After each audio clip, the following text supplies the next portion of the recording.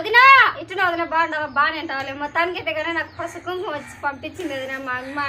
నిన్న ఎట్టంటే రమ్మని చెప్పింది రమ్మని చెప్తే నేను పోలే వర్షం పడుతుంది పిల్లల్ని వేసుకొని ఎందుకు లేని పోలే ఇంకా మొన్న ఫామ్లేట్ అయిపోయినాయి కదా ఆ పొద్దు కూడా పసుపు కుంకుమ ఇయ్యాల వచ్చిన ఆడపిల్లకి నేనేమి ఇయ్యలేదని చెప్పేసి ఈరోజు మా మర్దితో పంపించింది అదే మీ తమ్ముతో